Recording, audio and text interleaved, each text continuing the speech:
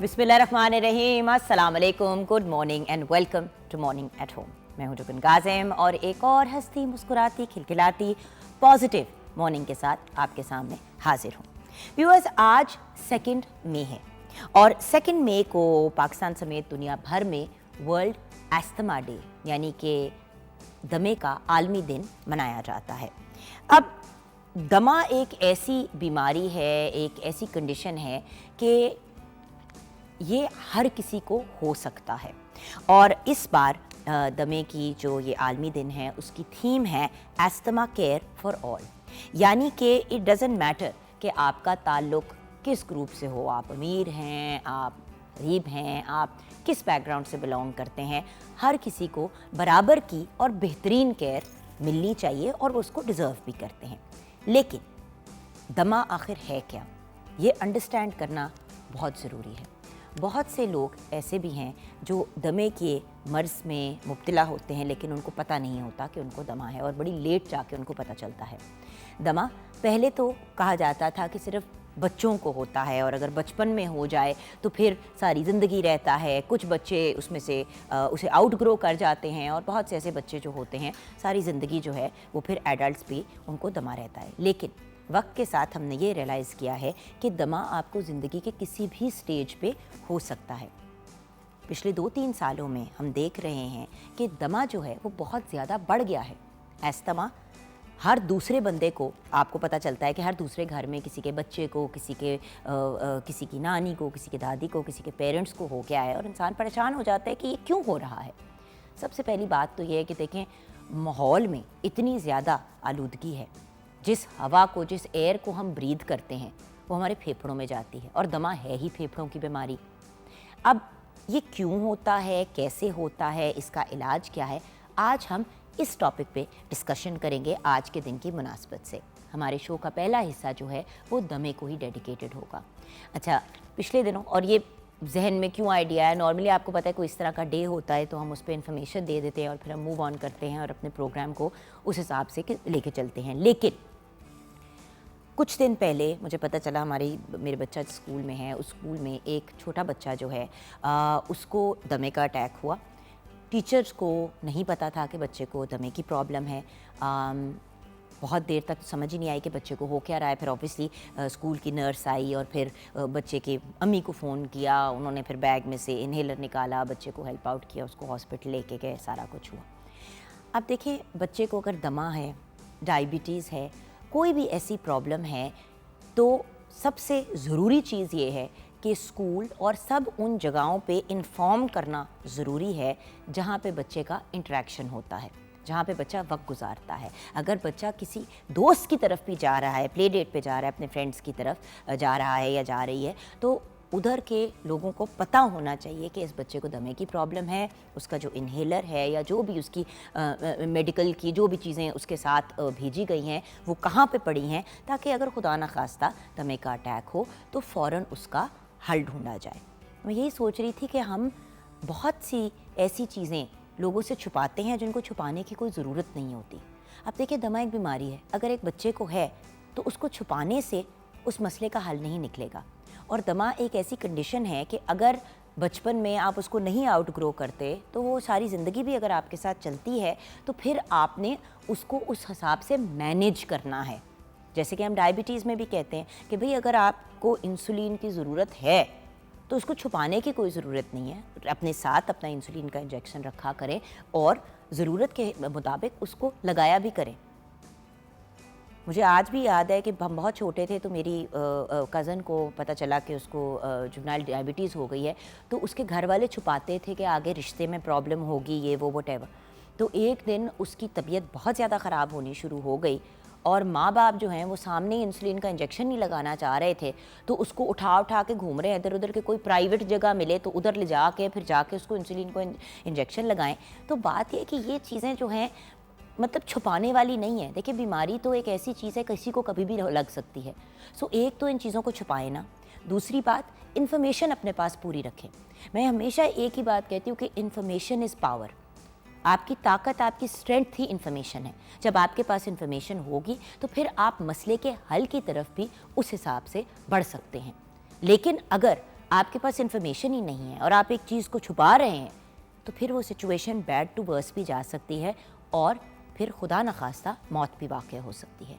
सो दमा और उससे रिलेटेड इन्फॉर्मेशन आज हम मॉर्निंग एट होम में डिस्कस करेंगे। एंड डोंट वरी, इसके अलावा हम आज अपने शो में टॉडलर्स यानी कि जो छोटे बच्चे होते हैं जिनको हम फॉर एग्ज़ाम्पल 1 साल की उम्र से लेके कोई 3-4 साल की उम्र तक या इवन 7-8 साल की उम्र तक जो उनकी तालीम है उसके अंदर क्या क्या चीज़ें इनकॉर्पोरेट होनी चाहिए, उस पर भी बात करेंगे। बहुत से पेरेंट्स आजकल लिख रहे हैं हमारे शो में और ये मतलब पूछ रहे हैं कि हम क्या करें, हमें समझ नहीं आ रही कि हम बच्चों को छोटी एज पे पढ़ाना शुरू करें, प्रॉपर एजुकेशन की तरफ लेके जाएं, क्योंकि स्कूल सिस्टम्स का भी अब सिलसिला फ़र्क हो गया है। जो ट्रेडिशनल स्कूल सिस्टम्स हैं वो तो ऑब्वियसली आपको पता है नर्सरी प्रेप वगैरह में ही बच्चों को प्रॉपर पढ़ाना शुरू कर देते हैं, लेकिन बाहर के ममालिक में और कुछ और ऐसे स्कूल्स हैं पाकिस्तान में भी जहाँ पे वो कहते हैं कि नहीं जी बच्चे आएँ, खेल कूद करें, सारा कुछ करें, लेकिन हम उनको पढ़ाई की तरफ बाद में लेके जाएंगे, क्योंकि छोटी उम्र पे बच्चों पे इतना प्रेशर नहीं डालना चाहिए। तो एक्चुअली हमें क्या करना चाहिए, इस पे भी हम डिस्कशन करेंगे अपने शो के सेकंड हाफ में। तो आज इंशाल्लाह बहुत इन्फॉर्मेटिव और आपकी पसंद का शो होगा। तो आपने भी अगर शो में इन्वॉल्व होना है, दमे से रिलेटेड बातचीत करनी है डॉक्टर इरफान से, तो वो भी आप कर सकते हैं। उसके बाद अगर आप छोटे बच्चों के पेरेंट्स हैं या ग्रैंड पेरेंट्स हैं और आपके कोई सवाल जवाब है तो हमारे एक्सपर्ट से आप बात कर सकते हैं। 042992000648 पे कॉल कर सकते हैं। मॉर्निंग एट होम हमारा फेसबुक का पेज है। आइए पढ़ते हैं किचन की तरफ, जहाँ पे शेफ़ कोमल मलिक हमारा इंतज़ार कर रही हैं। अस्सलाम वालेकुम कोमल। वालेकुम अस्सलाम, कैसी हैं? ठीक, आप कैसी हैं? मैं बिल्कुल ठीक हूँ। बाल बहुत अच्छे लग रहे हैं। Thank you. Colours really suiting you and it's looking very nice. Thank you. अच्छा ये बताइए कि आज हम किचन में क्या बना आज बना रहे हैं हम फ्रेंच फ्राई चिकन चिली, साथ हम कढ़ाई बनाएंगे। इसमें मैं फ्रेंच फ्राइज और चिकन ऐड करके कढ़ाई बनाऊंगी। ये मैंने आपके हाथ की पहले भी ट्राई की हुई है और मुझे ऑनेस्टली व्यूअर्स यकीन नहीं आया कि कितने मज़े की ये डिश बनी थी। और बाय पॉपुलर डिमांड हमने फिर से कोमल से रिक्वेस्ट की है कि वो आपके साथ ये रेसिपी शेयर करें। ये बहुत मज़े की डिफरेंट रेसिपी है और एक ऐसी रेसिपी है जो आपके बच्चे भी बहुत एंजॉय करेंगे। बच्चे अक्सर जो है ना प्योर सालन देख के बोर हो जाते हैं, कहते हैं हमने ये नहीं खाना, हमें नगेट्स बना दें, हमें फ्राइज़ बना दें।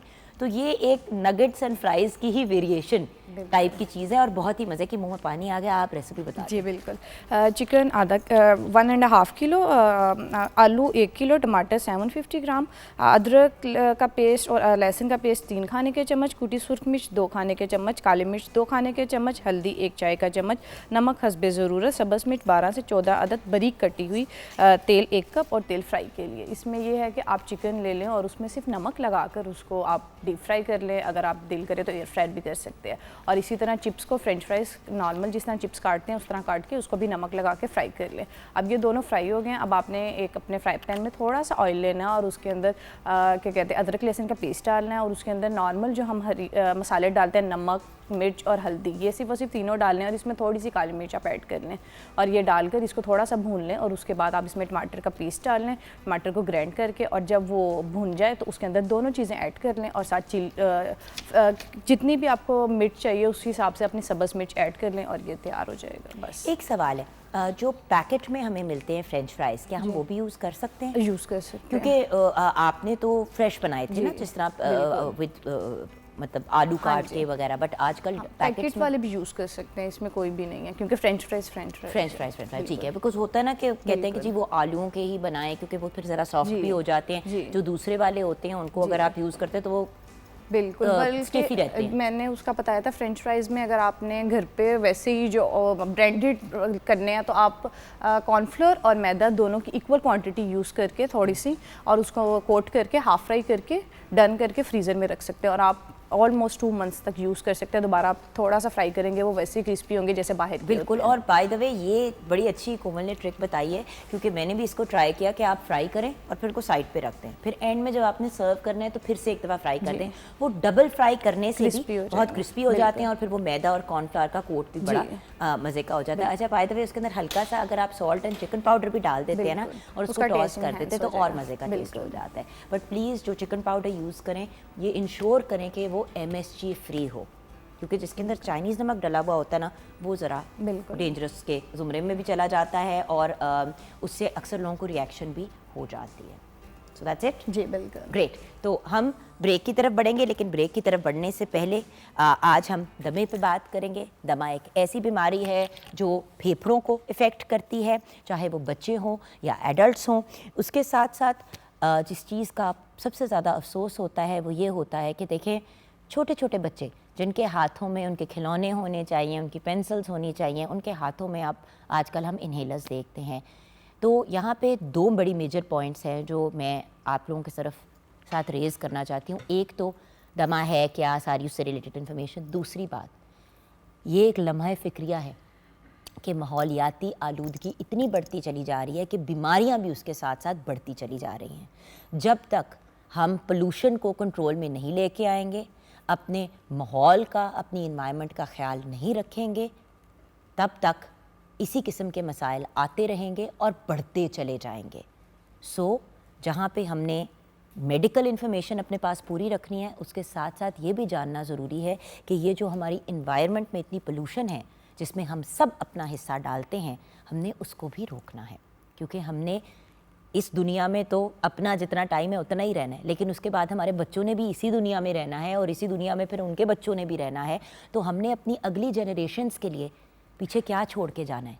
एक ऐसी दुनिया जहाँ पे ना वो सांस ले सकते हैं, ना वो साफ़ पानी पी सकते हैं, ना वो साफ़ खा सकते हैं। ये भी हमें सोचना होगा। छोटी सी ब्रेक के बाद वापस आएंगे।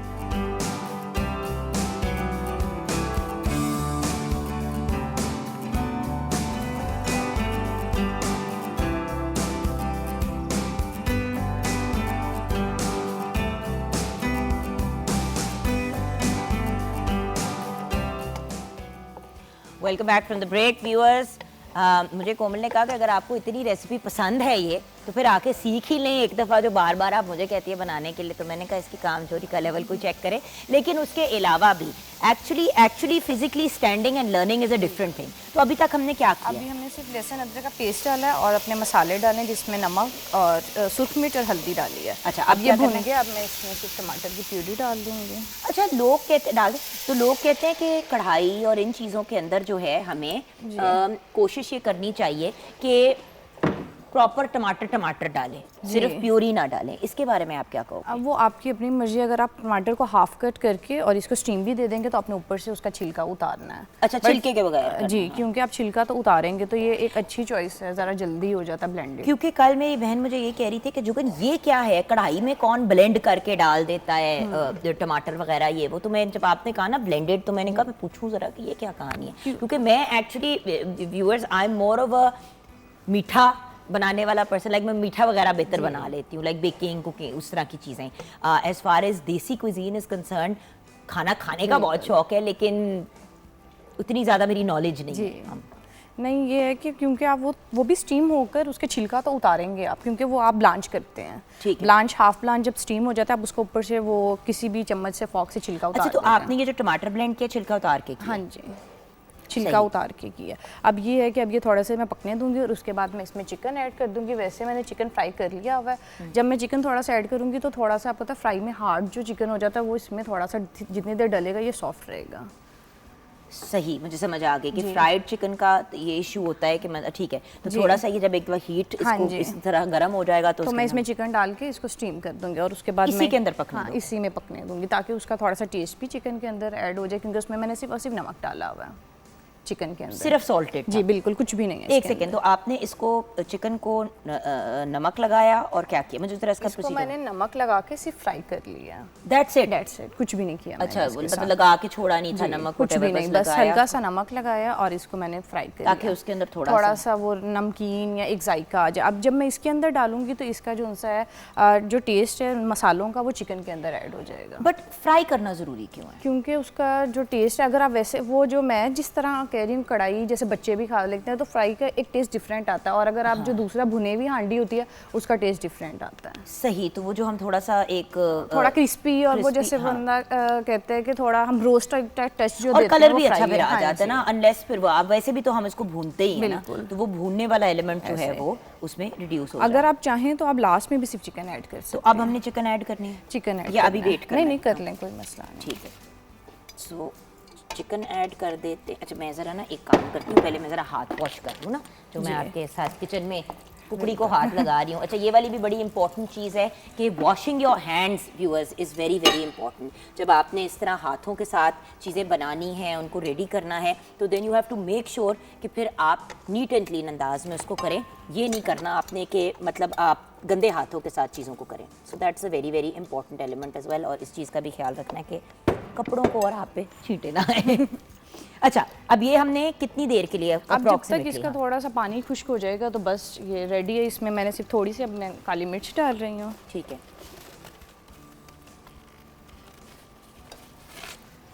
मसाला जात जो हैं वो हम बस डल चुके हैं। लास्ट में इसको थोड़ा सा चेक करूँगी और इसमें सिर्फ हरी मिर्च डालूंगी एंड दैट्स इट। अब इसमें मैं फ्रेंच फ्राइज़ अभी नहीं फ्राई करूँगी, 10 से 15 मिनट के बाद करूँगी ताकि वो सोगी ना हो जाए। अच्छा, और फिर फ्राइज़ कितनी देर के मतलब उसके अंदर डाल के हमने फ्राइज़ को आपने सिर्फ लास्ट में ऊपर डालना है ताकि, क्योंकि वैसे ही फ्राइज़ ज़रा जल्दी सोगी हो जाते हैं। तो आपने जब समझ लें सर्विंग करनी है तो उससे सिर्फ 10 मिनट पहले आप फ्राइज़ डाल लें, आप फिर मिक्स कर लें और that's it and we are good to go. बिल्कुल, ये बहुत जल्दी क्विक रेसिपी है। अब देखिए ना, जो लोग परेशान हो रहे होते हैं कि हम क्या करें, हाउ डू वी मैनेज, हमें समझ नहीं आ रही कि मतलब दिन में देखें आजकल बहुत सी लेडीज़ जो हैं वो वर्किंग लेडीज़ भी हैं और साथ साथ वो अपने घर को भी देख रही होती हैं। और बच्चे, मैंने तो एक बात नोट की है कि आपका कितना भी बेहतरीन शेफ़ या आपने को घर में रखा हुआ, बच्चे यही कहते हैं कि मामा आप बनाएं। ऐसे ही है। सो जब आपने बनाना ही है तो बहुत सी ऐसी रेसिपीज़ हैं जो क्विक भी हैं, ईजी टू मेक हैं और आप इनको बड़े आराम से बना भी सकते हैं और रेगुलर जो चीज़ें हैं उनसे हट के ये रेसिपीज़ हो जाती हैं। अब देखिए ना, this is a lovely simple recipe which is delicious as well and nutritious भी है। अच्छा, इसके साथ मैं ये ज़रूर कहूँगी कि रायता भी ज़रूर सर्व करें।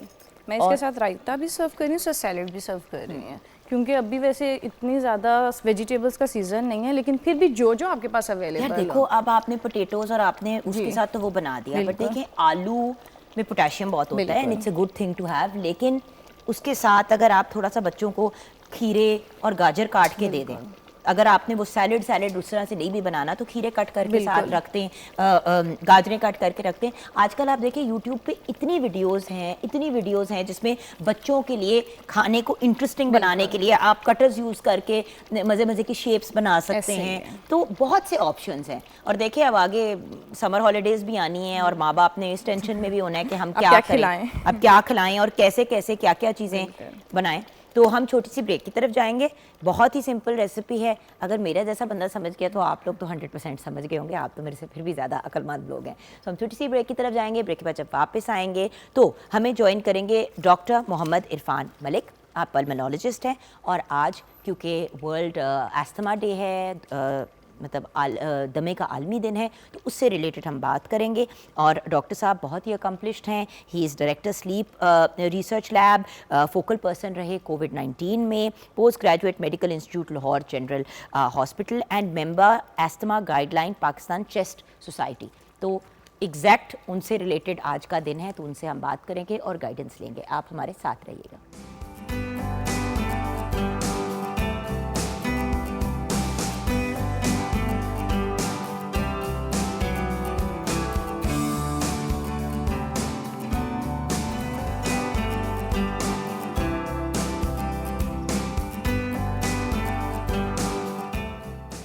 Welcome back from the break viewers. Doctor Mohammad Irfan Malik अब हमारे साथ हैं। अस्सलाम वालेकुम डॉक्टर साहब। वालेकुम अस्सलाम। क्या हाल है? डॉक्टर साहब, मैंने सबको बता दिया ब्रेक से पहले कि डायरेक्टर स्लीप रिसर्च लैब सारा कुछ, और जो मेन चीज़ आज हमें पर्टेन करती है member asthma guideline Pakistan chest society.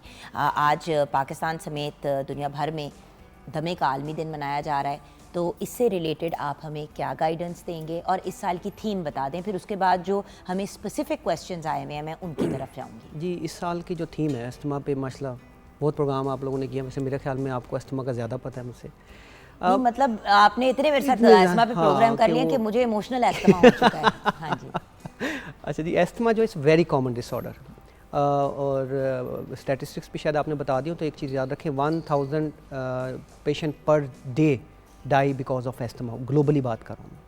Pakistan में सिर्फ इसकी डेथ 20,000 है, which is I think statistics भी इतनी हमारी अच्छी नहीं होती, तो मैं उसको ज़्यादा उस पर रिलाई नहीं कर सकता, इससे ज़्यादा ही होगी। डॉक्टर साहब आपने हमेशा मुझे कहा ये जानलेवा बीमारी नहीं है, फिर आप मुझे कह रहे हैं कि लोग मर जाते हैं। तो मुझे समझ अच्छा नहीं आ सवाल रही आपने ना पूछा, क्या हुआ है, ऐसा क्या हो रहा है जो मैं ये बात कर रहा हूँ? मतलब बिकॉज डॉक्टर साहब 10 साल पहले भी जब हमने शो साथ किया और हम दमे पे बात करते थे, क्योंकि देखें आज जो लोग मॉर्निंग शो देख रहे हैं ज़रूरी नहीं है कि उन्होंने 10 साल पहले भी या लास्ट ईयर भी देखा हो, होता है ना, आपकी व्यूअरशिप चेंज होती है, लोग देखते हैं और आपको पता है फ्लिप कर रहे होते हैं between other channels as well, कभी कभी मिस भी हो जाती है बात, तो एंड ऑब्वियसली एक आलमी दिन है तो हमने इस पर बात तो करनी एज द स्टेट चैनल, हमारी एक रिस्पॉन्सिबिलिटी है। लेकिन जब भी मेरी आपसे बात होती थी पहले आप ये कहते थे कि ये जानलेवा बीमारी नहीं है, परेशान होने की बात नहीं है। अब जो आप स्टेटिस्टिक्स बता रहे हैं वो तो परेशान होने वाले हैं। वो तो क्यों, क्या ऐसा हुआ है इन बिटवीन दिस 10 ईयर? क्या हुआ आपके लाहौर को? क्या कहाँ पे पोल्यूशन स्टैंड करती है? What do you think? क्या 10 साल पहले वाला लाहौर या पाकिस्तान जो था वो इतना ही पोल्यूटेड था जितना अब है? जो एनवायरमेंटल पोल्यूशन है, don't ignore that is a major contributor, याद रखें। एक्चुअली डॉक्टर साहब हम जब ब्रेक की तरफ जा रहे थे तो मैंने एक मेजर चीज़ जो व्यूअर्स से यही शेयर की, मैंने कहा आज हम 2 चीज़ों पर बात करेंगे। एक तो दमा क्या है, उसकी अलामात क्या हैं, उसका इलाज क्या है, अगर कोई प्रेग्नेंट है, मतलब जो इस किस्म के छोटे बच्चों में किस तरह, बड़ों में कैसे, बच्चों को कैसे सिखाएं कि भाई अगर ये होता है तो ये करना है। बच्चों को टाइम लगता है ना एडजस्ट करने को इन चीज़ों को, जिस तरह डायबिटीज़ भी एक ऐसी चीज़ है, कंडीशन है, उसके साथ लोगों ने जीना होता है। और दूसरी बात ये कि हमें भी जिम्मेदारी लेनी है कि हम क्या कर रहे हैं जिसकी वजह से ये सिचुएशन इतनी ज़्यादा एक्सट्रीम पे चली गई है। ट्रू, क्योंकि देखिए हर बंदा माहौलियाती आलूदगी में अपना हिस्सा डाल रहा है। आपका कितना कार्बन फुटप्रिंट है, पूरी दुनिया में ये बात हो रही है कि कार्बन फुटप्रिंट आपका कितना है। Exactly, उसको कोई एक्नॉलेज ही नहीं करता। बिल्कुल ठीक। आप जो घर में कूड़ा बाहर फेंकते हैं वो भी तो एक गंद क्रिएट करता है ना। आप के घर में जो एयर कंडीशनर्स लगे हुए हैं उनमें से किस किस्म की इमिशंस हो रही हैं, रेफ्रिजरेटर में से किस किस्म की इमिशंस हो रही हैं, ये सारे हमारी अपनी जिम्मेदारी तो इग्नोर नहीं हो सकती। देखिए बात आपकी ठीक है, लेकिन अनफॉर्चुनेटली पिछले अगर हम कुछ सालों से मैं देखूं और इस पर बड़ी कोशिश की जा रही है, आप लोग भी करते हैं कि मीडिया में इसको एक फोकसिंग पॉइंट बनाया जाए, लेकिन we fail to do that. देखें लाहौर की, मैं फिर लिमिट कर देता हूँ, लाहौर की तो पॉपुलेशन मेरे ख्याल में अगर 70 लाख होनी चाहिए तो 1.5 करोड़ से ज़्यादा पॉपुलेशन है। कंक्रीट सिटी बन चुका है, लोगों की ट्रांसपोर्टेशन आप देखें, उनकी क्वालिटी देखें, कार्बन मोनोऑक्साइड एमिशन देखें और हमारी अपनी रिस्पॉन्सिबिलिटी देखें। बात हमने गवर्नमेंट की करनी है, सामने हमारे प्लाट खाली है, क्या वहाँ पे हम 1-2 प्लांट भी नहीं लगा सकते? 10 साल सोचें, अगर हमने ये किया होता, 1.5 करोड़ की पॉपुलेशन 2 प्लांट ही लगा देती तो क्या वो ग्रीन इफेक्ट इतना दे सकती थी कि हमें कोई। लेकिन अनफॉर्चुनेटली मैं जिस जगह पे भी जा रहा हूँ बारहा ये बात कर रहा हूँ कि आप ये responsibility is on your shoulder, कि बुलाएं इन्वायरमेंटल लोगों को, बुला के उनसे कोई सोल्यूशन लें। देखें अगर एक बच्चा इस इन्वायरमेंट में रहेगा तो क्या बनेगा? डॉक्टर साहब एक बात, बल्कि आपको खुद ही अपना पर्सनल एक्सपीरियंस अभी पिछले दिनों का ही बताती हूँ। हम लोग जब घर में लॉन है उसके अंदर पौधे वगैरह लगा रहे थे, तो जैसे कि आपने मुझे बताया कि जो स्नेक प्लांट जो है वो बहुत ज़्यादा अब्जॉर्ब करता है एनवायरमेंटल पोल्यूशन, तो इस तरह के कुछ स्पेसिफिकली इन पौधों को भी लगाया, फल कुछ लगाए, ये वो व्हाटएवर। सामने वाला इसी तरह प्लॉट खाली था और साथ वाला भी प्लॉट खाली, तो साथ वाले प्लॉट में भी दरख्त लगाए, फ्रंट पे भी प्लॉट लगाए।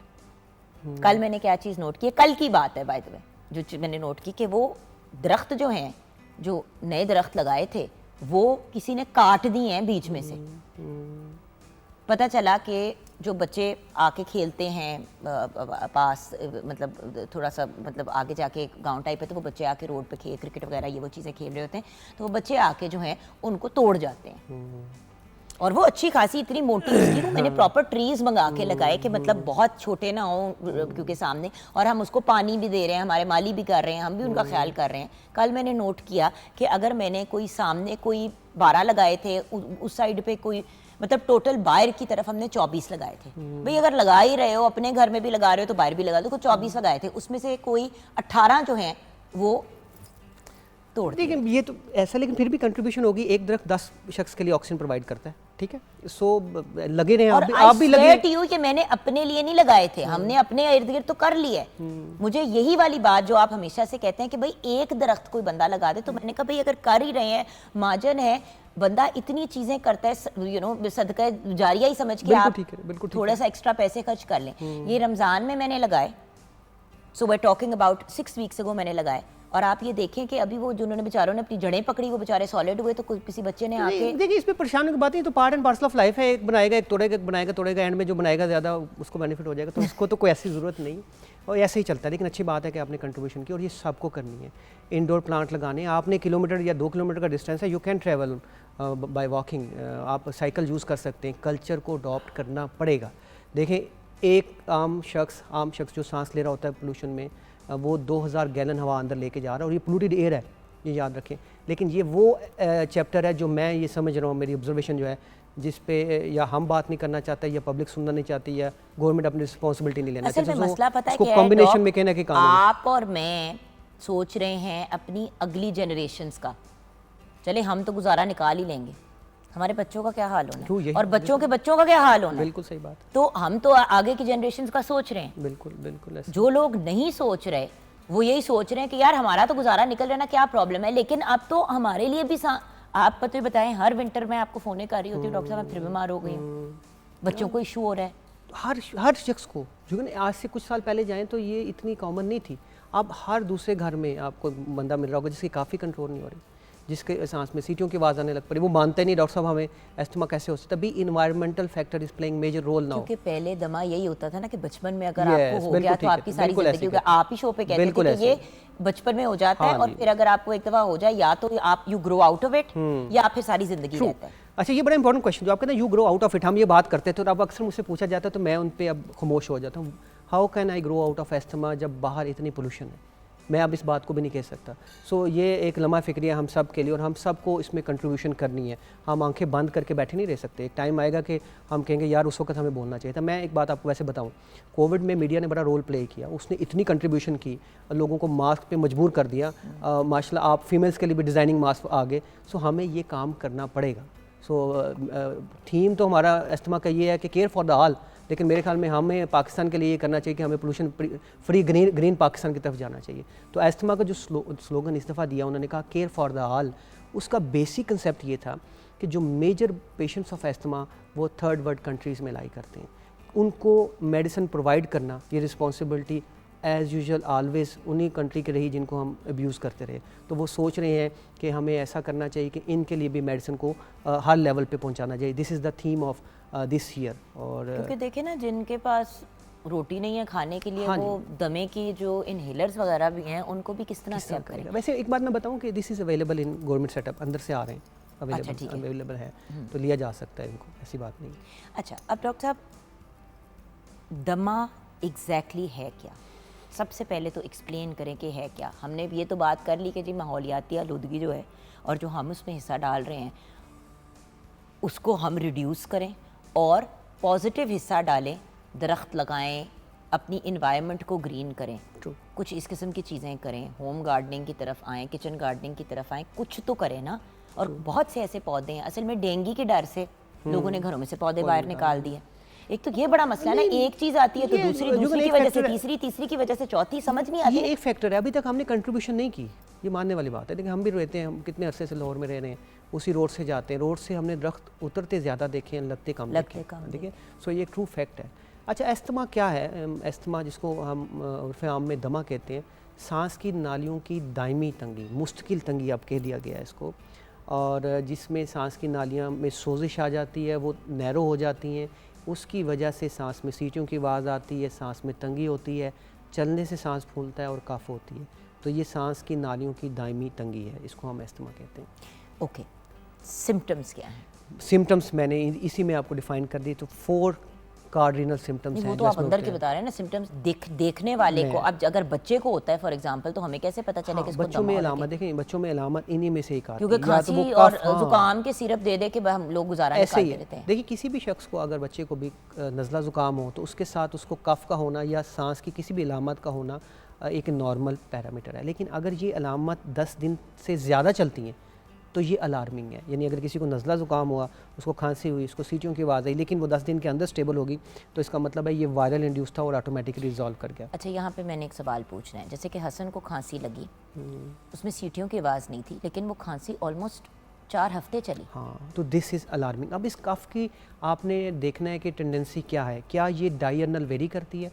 डायर्नल से मेरी मुराद ये है कि लेट नाइट अर्ली मॉर्निंग ज़्यादा होती है, या through out the day same रहती है। अगर लेट नाइट अर्ली मॉर्निंग ज़्यादा हो रही है तो ये एस्थमा की तरफ आपको लेके जा रही है। अगर थ्रू आउट द डे है तो ये मल्टीपल इसकी रीजनिंग हो सकती है, एलर्जी भी हो सकती है। बिल्कुल ऐसे। ओके, और छोटे बच्चों में दमा किस एज पे यूजुअली डेवलप होता है?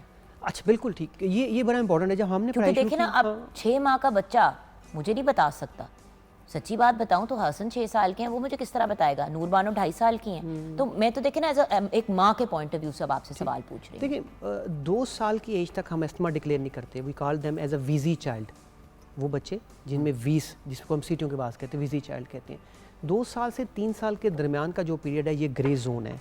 इसमें अगर किसी भी बच्चे को अलामत जो मैंने आपको बताई कि इसको नज़ला ज़ुकाम हुआ, साथ ही उसको खांसी होगी, सांस में सीटियों की तेज़ सांस चलना शुरू हो गया, ये अलामत साल में 3 दफ़ा से ज़्यादा हो, 3rd ईयर में मैं बात कर रहा हूँ, तो फिर आपको डिक्लेयर करना पड़ता है this kid is suffering from asthma. So 2nd year तक एस्थमा डिक्लेयर नहीं किया जाता। अक्सर लोग एस्थमा की सारी मैनेजमेंट कर देते हैं, उस वक्त तक उनके लंग्स के एज जो लंग्स हैं वो ग्रो कर रहे होते हैं। उसमें टोटके इज़ बेटर देन टोटके एंड प्रिवेंशन।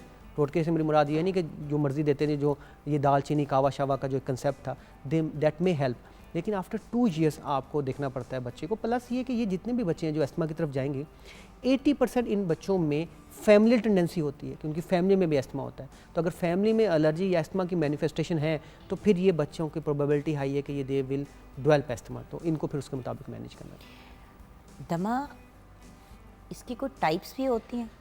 हाँ देखिए, एक तो डॉक्टर बनने के लिए सवाल पूछा जाता है, फेल करने के लिए। एक है कॉमन सेंस में, कॉमनली हम क्या टाइप कर सकते हैं, तो एक्सरसाइज इंड्यूस एस्थमा भी होता है, प्रेगनेंसी इंड्यूस एस्थमा भी होता है, ड्रग इंड्यूस एस्थमा भी होता है। ड्रग एस्प्रिन जो हम बहुत कॉमनली लेते हैं, इट मे ट्रिगर एस्थमा, और ये बड़ी इंपॉर्टेंट है। प्रेगनेंसी में 1/3 pregnant female may develop asthma at the end of the trimester. और इसके अलावा एक्सरसाइज में कुछ लोगों को सिर्फ एक्सरसाइज, बच्चों में कुछ में सिर्फ एक्सरसाइज में एस्थमा डेवलप होता है। तो एक ये लेमैन अगर मैं इसकी क्लासिफिकेशन कर सकूँ तो ये हो सकती है। एक्सरसाइज में जो दमा महसूस होता है वो कैसे पता चलता है कि देखिए वो यूजुअली ये होता है कि जो ही बच्चा एक्सरसाइज या कोई फिजिकल एक्टिविटी स्टार्ट करता है, तो स्टार्ट करने के कुछ देर बाद 3 मिनट to 6 मिनट के बाद उसको वो सारी अलामा स्टार्ट हो जाती हैं। उसको कफ आना शुरू हो जाती है, उसको सांस में सीटियों की आवाज़ आ सकती है, उसका सांस फूलने लग पड़ता है। तो ये इस वजह से वो बच्चा रुक जाएगा। So this is called as exercise induce asthma. और by the way this is not bad asthma, because अगर ऐसा ही क्लासिकल बच्चा आपको मिल जाता है तो आप उसको उससे 10 से 15 मिनट पहले इनहेलर एडवाइस कर देते हैं, that is the only treatment. तो वो उस एक्सरसाइज को कंटिन्यू रखें, उस इनहेलर को साथ ले लिया करे तो बच्चा ठीक हो जाता है। अच्छा, अगर हम कॉजेज़ की बात करें, एक आपने कहा कि फैमिली मोरूसी होता है 80%। फिर आपने कहा माहौलियाती आलूदगी, ऑक्यूपेशनल हो सकता है, बिल्कुल ठीक है, बिल्कुल ठीक है। उसके अलावा ऑक्यूपेशनल हो गया, फिर मैंने आपको प्रेगनेंसी का बताया, फिर मैंने आपको एस्प्रिन बताया, फिर मैंने एक्सरसाइज बताया। सो एस्थमा से कॉम्प्लिकेशंस क्या हो सकती हैं? देखिए एस्थमा से कॉम्प्लिकेशन है कि asthma yes this is chronic, यानी ये ऑनगोइंग है, लेकिन ये प्रोग्रेस नहीं करता, याद रखें। एपिसोडिक है, होता है और बेहतर हो जाता है। अगर आप इसको ऑप्टिमली मैनेज रखें और रेगुलर फॉलोअप रखें तो फिर डेथ एक्सपेक्ट नहीं करते हम। हाँ, होता क्या है कि when you start the treatment of asthma, patient improve within a week, वो अपने ट्रीटमेंट को स्टॉप कर देता है और उसको बार बार एस्थमा के एपिसोडिक जो सिम्टम्स आना शुरू हो जाते हैं। तो एक टाइम ऐसा आता है कि वो एक ऐसी डिजीज़ में कन्वर्ट हो जाता है जिसको हम कहते हैं COPD, chronic obstructive pulmonary disease, जो कि स्मोकर्स का हाल मार्क है। तो वो फिर डिजीज़ ऐसी है जो कि प्रोग्रेस करना शुरू हो जाती है, यानी वो एस्थमा जो कि एपिसोडिक था, जो कि सीजनल था, अब वो कन्वर्ट हो जाएगा उस एस्थमा में जो कि प्रोग्रेस करेगा और जिसमें बहुत सी कॉम्प्लिकेशन होना शुरू हो जाती हैं। That is a different whole new chapter. Okay, अब मेरे पास कुछ सवाल भी हैं, तो लोगों ने वो मैं आपसे ज़रूर पूछना चाहूँगी कि एस्थमा के पेशेंट्स को किन प्रिकॉशनरी मेजर्स को फॉलो करना चाहिए? देखिए प्रिकॉशनरी मेजर तो उस वक्त हो जो सबसे बड़ा एक मैं समझता हूँ टैबू रहा कि प्लीज़ एस्थमा को एक्सेप्ट बाय हार्ट कर लें। अब एक मैं आपको बताऊँ, ऐसी मैंने रिसेंटली फैमिली देखी। ऐसे डायबिटीज़ और एस्थमा दो ऐसी बीमारियां हैं जिनको लोग एक्सेप्ट ही नहीं करते। नहीं, जो डायबिटीज़ को फिर भी एक्सेप्ट करके आप वो ग्लूकोमीटर भी ले लेंगे, वो रेडी है उसके। देखिए बच्चों में क्या है? हाँ बच्चों में। दूसरा है कि एक बच्ची को अगर बच्ची को एस्थमा हो गया ना, उसकी माँ आधी रह जाती है, डॉक्टर साहब एस्थमा हो गया कि ये ठीक हो जाएगी क्या, इसकी सास सुसर अगर इसने अगले घर जाना है तो कैसे बताना चाहिए। तो ये कोई ऐसा नहीं है कि जो कंटेजियस है कि एक से दूसरे को लग जाएगा। फॉर गॉड से कि इसको समझें, अगर उसको एस्थमा है तो कोई बात नहीं, एस्थमा है तो वो ठीक हो जाता है, कंट्रोल हो जाता है, आप उसकी मेडिसिन लें। तो सबसे इंपॉर्टेंट ये है कि जब आपको डॉक्टर ने एस्थमा लेबल कर लिया तो बाय हार्ट आप इसको एक्सेप्ट कर लें कि दिस इज़ एस्थमा। दूसरी बात है कि फिर उसकी रेगुलर मेडिकेशन ज़रूर लें। अच्छा, इलाज मुझे बताएं दमे का, क्योंकि बात ये कि ये तो कंडीशन है, यानी कि इसको मैनेज करना है अपनी सारी ज़िंदगी। अब कैसे मैनेज करना है? अच्छा मुझे बताएं, अगर कान में दर्द हो तो दवाई कहाँ डालनी चाहिए? कान में। आँख में हो तो आँख में। सो एस्थमा के मरीज़ को इन्हेलर लेना चाहिए, सांस में दवाई लेनी चाहिए। This is the only treatment. So अगर मैं बैठे हुए किसी एस्थमा के मरीज़ को कहूँ, अच्छा एक मैं बाय द वे क्लास बताऊँ, इट इज़ नॉट कि ये सिर्फ अनएजुकेटेड क्लास में है, तो अनएजुकेटेड या एलीट क्लास दोनों को ना आपने इन्हेलर लेना हो। डॉक्टर साहब ने इन्हेलर नहीं, डॉक्टर साहब इन्हेलर लग गया तो लग गया, इन्हेलर के अलावा कोई दवाई नहीं जनाब, इन्हेलर ही इलाज है। इन्हेलर आपके उस टारगेट ऑर्गन पर लगता है जो कि अफेक्टेड है, रादर देन कि मैं आपको कहूँ जी आप टैबलेट लें, टैबलेट जाएगी इंटेस्टाइन में, टैबलेट जाएगी स्टमक में, वहाँ से अब्जॉर्ब होगी और अपने मल्टीपल साइड इफ़ेक्ट करते हुए टारगेट ऑर्गन में जाएगी। तो इन्हेलर ही पहला और आखिरी इलाज है, इसमें कोई दो राय नहीं है। बट जिसको दमा है कि वो हर रोज़ इन्हेलर इस्तेमाल करे, हाँ, this is good उसका question। तरीका क्या जी। है? क्योंकि देखिए ना, अगर तो जब महसूस हो रही हो सांस में तंगी तब आपने इन्हेलर को यूज़ करना है, तब तो चलें, वो फिर एक आपके पास एक, और आपने अपने पास अपने वैसे कि ख़वातीन है तो पर्स में रखा, मर्दों ने अपने ब्रीफ केस में रखा, एक अपने बेड साइड टेबल पे आपने रखा, 2-3 जगह पे आपने इन्हेलर अपना रख लिया और आपने अपने आप को इस तरह से सिक्योर कर लिया। बट डेली अगर लेना है, क्या मतलब क्या मामला होता है? देखिए, किसी भी शख्स को ये एस्थमा की अलामत जो मैं बार बार बोल रहा हूँ, सांस में सीटियों की आवाज़ का आना, चलने से सांस का फूलना, सांस में तंगी, आप कह रहे हैं कॉन्स्टेंट, ये अलामत नाइट टाइम पे एक दफ़ा या डे टाइम में ट्वाइस इन अ वीक आ जाए, दोबारा मैं रिपीट कर रहा हूँ कि यही अलामत अगर नाइट टाइम में वंस एंड डे टाइम में ट्वाइस आ जाएं तो वो रेगुलर इन्हेलर उसकी रिक्वायरमेंट है। तो रेगुलर इन्हेलर का मतलब क्या है? ट्वाइस अ डे, दिन में 2 दफ़ा, जाने से पहले वापस आ, एक दफ़ा, और या एक, ये डिपेंड करता है डॉक्टर ने क्या कहा, आप ट्वाइस अ डे 2 पफ ले लें या 1 puff twice a day they लें। 1 पफ यूजुअली इस वक्त करते हैं जब हम इसको डीएस्केलेट कर रहे होते हैं, स्टेप डाउन कर रहे होते हैं। The management of asthma is step ladder. तो अगर मैंने 3rd स्टेज पे रखा है तो मैं 4-6 वीक्स बाद आपको बुला के इसको 2nd पे करूँगा, अगर नहीं कंट्रोल तो मैं 3rd से 4th पे भी लेके जाऊँगा। तो ये मैनेजमेंट उसके मुताबिक होती है, लेकिन फिर आपको regular twice a day inhaler आपके लिए मैंडेटरी है।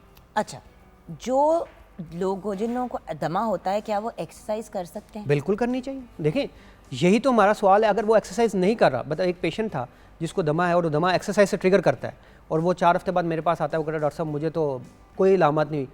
बे इलामत ही नहीं हुई क्योंकि आपने एक्सरसाइज ही नहीं की। आप एक्सरसाइज करें और ये मेडिसिन लें, और मेडिसिन से अगर आप एक्सरसाइज या डेली रूटीन एक्टिविटी कर सकते हैं, देन वी आर सेटिस्फाइड कि your asthma is well controlled. ठीक है। हाँ, ये बात है, ये पेंटर्स के लिए नहीं है कि पेंटर्स को पेंट करने से एस्थमा हो रहा है तो इसका मतलब ये नहीं कि वो दवाई करे और पेंट भी करे ना, उसको पेंट वर्क को छोड़ना पड़ेगा। ये याद रख लें, सीमेंट वर्क को छोड़ना पड़ेगा। ये जो ऐसे ऑक्यूपेशन है जो ट्रिगर करें उसको आपको अवॉइड करना पड़ेगा। लेकिन एक्सरसाइज में वी प्रेफर कि वो एक्सरसाइज ज़रूर करें, लेकिन मैनेजमेंट के साथ। क्या दमा जो है वो सीजनल भी होता है? यस, देखिए टेक्निकली दमा इनिशियल जो होता है ना वो सीजनल होता है, लेकिन जुगन ये बातें रहेंगी बुकिश। क्या पोल्यूशन सीजनल है? Through out the year. पर देखिए ना, जब हवा में पोलन ज़्यादा होती है, देखिए पोलन, एक और ये बात कंसेप्ट, पोलन इंड्यूस एस्थमा हर शख्स में नहीं होता, वो होता है जो पोलन से ट्रिगर होता है। ये याद रख लें, सारे एस्थमेटिक पोलन वाले एनवायरनमेंट में जाएंगे तो ट्रिगर नहीं होंगे, वो जो पोलन से ट्रिगर होने वाले। देखिए एस्थमेटिक पेशेंट, आपको पता है परफ्यूम से भी एस्थमा ट्रिगर होता है, not for every asthmatic patient जो परफ्यूम से ट्रिगर हो सकें। मैंने आपको एस्प्रिन की बात की, कितने लोग एस्प्रिन यूज़ करते हैं, एस्थमा होता है, लेकिन not every patient is prone to develop trigger asthma. So environmental pollution में सिर्फ आप एक चीज़ को फोकस करें, पोलन को। कभी वो आप खोलें उसकी वेबसाइट पर, उस पर लिखा होता है PM पार्टिकुलर मैटर 2.5, नीचे दिखा कर लिखा होता है मल्टीप्लाई बाय 20। भाई देखिए ना, पोलन आपके बेसिकली क्या प्रॉब्लम है, वो ये कहते हैं ना कि आपके लंग्स में जाके आपके लंग्स को तंग करता है। तो अगर उससे कई गुना ज़्यादा आलूदगी आपकी हवा के अंदर है तो हर बार जब आप सांस ले रहे हैं पहले हम कहते थे कि जी स्मोकर्स के साथ ना बैठें स्मोकिंग से, अब तो खैर 90% 99% जगहों पे इंडोर स्मोकिंग भी मना हो गई है, बहुत सी ऐसी चीज़ें हो गई हैं। लेकिन जहाँ वो चीज़ें कम हो गई हैं वहाँ पे कार्बन एमिशंस इतनी ज़्यादा हो गई हैं कि सांस वैसे हाँ, वहाँ पे इंडोर स्मोकिंग बंद हो गई तो वहाँ वेपिंग शुरू हो गई है। मतलब काम तो हमने सारे रिप्लेस कर लिए हैं चीज़ों को। तो उसमें यह है कि सीजनल होना चाहिए, लेकिन ऐसा एनवायरमेंटल पोल्यूशन जिसमें जिस कंट्री में जिस सिटी में है उसमें अब ये डेफिनेशन से मैं डिसएग्री करता हूँ। Technically asthma is a seasonal disease. अच्छा, क्या एस्थमा के साथ मेडिसिन की भी ज़रूरत होती है? आई थिंक ये पूछ रहे हैं कि अगर इन्हेलर है तो क्या उसके साथ आप दूसरी मेडिसिन भी देते हैं कोई? कम। देखें, अगर आप इन्हेलर पे आप सेट हो जाते हैं तो फिर स्टेप अप करने के लिए हमारे पास ओरल टैबलेट होती हैं, लेकिन ओरल टैबलेट कभी भी अलोन यूज़ नहीं की जाती। पहला स्टेप आपका इन्हेलर लेना है, फिर ओरल ट्रीटमेंट उसमें ऐड ऑन करना है। ठीक है। अच्छा, ये बताएं कि एस्थमा को मॉनिटर करने के लिए क्या करना चाहिए और क्या कोई इसके टेस्ट होते हैं? Good question. बिल्कुल होते हैं, और हर बड़े गवर्नमेंट हॉस्पिटल में फ्री ऑफ कॉस्ट होते हैं। स्पायरोमेट्री एस्थमा का टेस्ट है, एक बेड साइड टेस्ट है। अनफॉर्चुनेटली वो हम अपना कल्चर नहीं डेवलप कर पाए, जिसको हम पीक फ्लो मीटर कहते हैं। उसमें वो पेशेंट ब्लो करता है और उसकी रीडिंग लिखता है। बाहर के ममालिक में अगर आप यूके चले जाएं या यूरोपियन या अमेरिकन कंट्री में चले जाएं तो वो एस्थमा पेशेंट को वो डिवाइस देते हैं, उसको कहते हैं पीक फ्लो मीटर। जिस तरह ग्लूकोमीटर एक डायबिटिक पेशेंट के पास होता है, वो चेक करता है भी मेरी इतनी रीडिंग ज़्यादा हो गई है तो मुझे अपनी मेडिसिन को स्टेप अप करना है।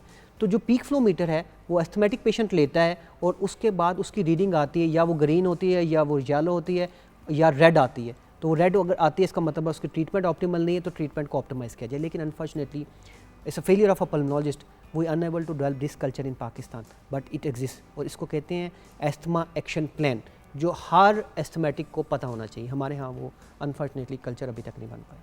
अच्छा, एक और चीज़ जो बड़ी इम्पोर्टेंट है वो ये है कि जो मतलब इट्स एन इंटरेस्टिंग क्वेश्चन कि एस्थमा के पेशेंट्स जो इन्हेलर इस्तेमाल करते हैं आखिर उसके अंदर होता क्या है? कहते हैं कि उसमें स्टेरॉयड होता है। बहुत इंपॉर्टेंट सवाल है। जो हर जगह पे स्टीरॉयड हम ले लेते हैं, लेकिन इनमें हम नहीं, मैं इसलिए पता है क्योंकि ये वाली बात मैंने भी बचपन में सुनी हुई है कि इसके अंदर तो स्टीरॉयड होता है, इसको सोच समझ के लेना चाहिए। अब मैं वो सवाल देखिए, इसीलिए मैं जो हमारे ऑनलाइन सवाल बिल्कुल ठीक है, ये बहुत वैलिड क्वेश्चन है। और वो हम इस स्टीरॉयड से ज़्यादा डरते हैं, वो स्टीरॉयड से नहीं डरते जो हम खा लेते हैं। आप जब कोई गोली देते हैं किसी को खाने के लिए तो आप बताते हैं कि भाई ये इसके अंदर ये है, ये पेन किलर है, ये है। बट जो इन्हेलर होता है कभी भी नहीं बंदे को पता होता कि उसके अंदर है क्या। बस एक वो पफ है और वो अंदर जा रहा है, लेकिन देखें वो भी एक मेडिसिन ही जा रही है ना। आप खुद कह रहे हैं हाँ, वो मेडिसिन तो जो मेडिसिन हम अपने अंदर डाल, आप कह रहे हैं कि इसको अपनी सिस्टम में डालें, अपने लंग में डालें, ये तो बताएं उसमें होता क्या है। बिल्कुल ठीक है जी, आपने बिल्कुल। और अब 50 किस्म के इनहेलर आ गए। पहले वो एक नीला सा होता था, जो सारे यूज करते, जिसको हमने कर दिया बंद। एंड दैट इनहेलर नेम उसका वेंटोलिन था, सॉल्वेंट। यू नो वो 50 साल यूज हुआ और 50 साल के बाद स्टडी आई, एविडेंस बेस्ड स्टडी कहती कि इसका बेनिफिट नहीं है, इसको यूज करने से एस्थमा में कॉम्प्लिकेशन बढ़ जाती। अब एविडेंस इतना ज्यादा जुगन नहीं, तो अब 10-50 साल के बाद आपके इन इनहेलर्स पे भी आ गई कोई और खबर, तो फिर हम क्या करेंगे? एविडेंस देखिए मेरी, अब एविडेंस बहुत ज्यादा बम्बार्डमेंट ऑफ एविडेंस है। पहले ऐसा नहीं होता था। अच्छा। अब हमें पढ़ते हुए जब हम देखते हैं गाइडलाइन 2 साल बाद अपडेट होती थी, अब guideline twice a day update होती है। So your question was asthma के इनहेलर में क्या है, तो बिल्कुल ठीक है आपने, इसमें स्टीरॉयड गोल वाला भी इनहेलर आता है, वो ऐसे वाला भी आता है जी, वो पंप जी कोई चीज लगा के खरोस वाला भी आता है। समझ ही नहीं आ रही है, हर किस्म के इनहेलर आ गए अब तो। बिल्कुल आपने ठीक है। तो और एक और सवाल है, वो भी आपने कवर करना है कि क्या दमे के पेशेंट्स को नेबुलाइज करना चाहिए? अच्छा, पहले हम इनहेलर, पहले इनहेलर उसके बाद फिर नेबुलाइजिंग क्या? अच्छा जी, इनहेलर में बिल्कुल ठीक आपने बात की, इसमें स्टीरॉयड भी होते हैं, ठीक है। आपको पता है डोज क्या होता है? हाँ, और हमें इनहेल्ड कार्टिकोस्टेरॉइड, इसको कहते हैं कार्टिकोस्टेरॉइड, देना मैंडेटरी है in adults and children who is a diagnose case of asthma, ये याद रख लें। बट डोज मैं आपको बताता हूँ, बच्चों में जो डोज हम देते हैं वो 50 माइक्रोग्राम है जोगन, 50 माइक्रोग्राम। क्या क्वांटिटी? निग्लिजिबल। बड़ों में जो डोज देते हैं वो 200 माइक्रोग्राम है, निग्लिजिबल। जो टैबलेट आप लेते हैं वो 1 mg की होती है मिनिमम। वैसे तो जो स्टीरॉयड की टैबलेट है वो 5 mg की आती हैं, और तो वो आपको नॉर्मली 3 या 4 साल, हाँ जी 4 लेनी पड़ती है। और वो जब आप खाते हैं वो स्टमक में जा रही है, ये 80% अपने टारगेट ऑर्गन पे जाती है। तो please don't be confuse yourself. ये इनहेल कार्टिकोस्टेरॉइड है और ये इतनी लो डोज में है कि इनके सिस्टेमिक इफेक्ट नहीं आते। Number 2, nebuliser. Common saying about nebuliser is if you need a nebuliser, हर बंदे के घर में अब नेबुलाइजर है। मैं आपको रोटी अफोर्ड करो ना करो, हर किसी को डॉक्टर ने कहा नेबुलाइजर खरीद लो, बच्चों को भी करो, खुद भी करो। अब तो एक मजाक बन गया, ऐसे बिल्कुल ऐसे बगैर पूछे नेबुलाइज करते रहते हैं और कुछ ना मिले तो सिलाइन डाल के नेबुलाइज कर देते हैं। Common saying is if you need a nebuliser you need a doctor. याद रखिए, नेबुलाइजर जो है वो एक शॉर्ट टर्म बेनिफिट मिला ना हम लोगों को। क्या हुआ कि बच्चा बीमार हुआ, माँ ने नेबुलाइजर लगाया। हसन और नूर की बारी, मुझे वो जो 2 आपने बताए थे कि ये दोनों डाल के उसके अंदर उसको मतलब एक को पहले अलग डाला फिर दूसरे को डाला और उसको नेबुलाइज करना है, तो सर्दियों में 2 दफ़ा तो आपने मुझे खुद कहा था कि बच्चों को करना है नेबुलाइज। वो एक्यूटली तो आप मैनेज, डॉक्टर कह रहा है ना, आपको रिकमेंड कर रहा है, बट आप primary treatment side by side चल रही है।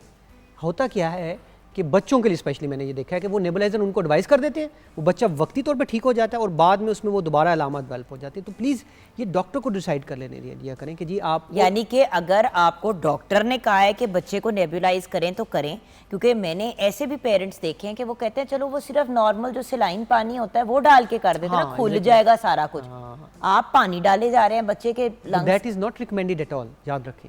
सो जब तक डॉक्टर रिकमेंड नहीं करता आप नेबुलाइजर ना लें। और आप तो ये वैसे आपने बिल्कुल ठीक है, सब fashion now everybody has a nebuliser.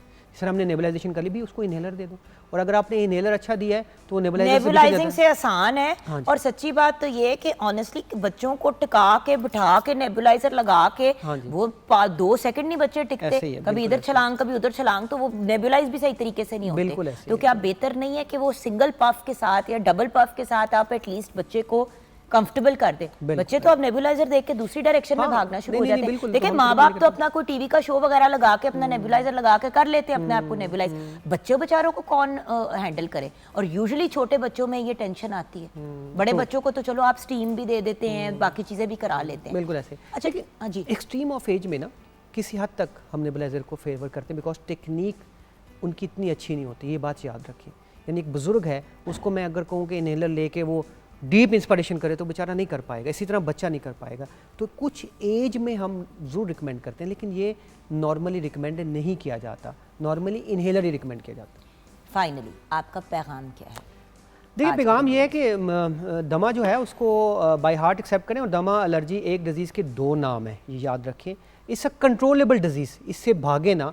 और अगर आपको डॉक्टर दमा डिक्लेयर कर देता है और इनहेलर एडवाइस करता है तो उसको रेगुलर यूज़ करें, और यूज़ करने के बाद उसको फॉलोअप में डॉक्टर को ज़रूर चेक करवाएं, क्योंकि डॉक्टर हो सकता है आपको हाई डोज दे, उसके बाद वो रिड्यूस करके उसको लोएस्ट डोज पे पॉसिबल ले आए, और इससे डरे ना, ये कंट्रोल हो जाता है। कंट्रोल हो जाता है। लेकिन जैसे कि डॉक्टर साहब ने बिल्कुल शुरू में कहा, मैंने भी आपको पहले एक बात की कि भाई हमें अगर दमा और इस तरह के ब्रीदिंग इश्यूज़ और सांस से रिलेटेड जो इतने ज़्यादा मसाइल आ रहे हैं, लिटरली जो ENT के जो बेसिकली आ रहे हैं, एयर नोज थ्रोट एंड हमारे लंग्स के, ये इसीलिए आ रहे हैं क्योंकि जो हवा हम अंदर इनहेल कर रहे हैं वो पोल्यूटेड है। अब सोचने की बात है, जब हम पानी भी पीते हैं तो उबाले बगैर कम से कम नहीं पीते, लोग तो फिल्टर करके भी उसको फिर उबाल के पीते हैं, लोग मिनरल वाटर का इस्तेमाल करते हैं। तो जब आप पानी अपने अंदर ऐसा नहीं डालना चाहते जो जिसमें इशू है, बाहर के खानों से अब लोग, बहुत से लोग मना हो गए, स्पेशली जो ठेलों वगैरह पे होते हैं, क्योंकि उनके अंदर टाइफॉइड होने का, हेपेटाइटिस होने का, 1000 और बीमारी होने का खदशा है। तो जो हवा आप ब्रीद कर रहे हैं वो अगर पोल्यूटेंट से भरी हुई है तो आप अपने आप को क्या बेनिफिट दे रहे हैं और अपनी फैमिली को।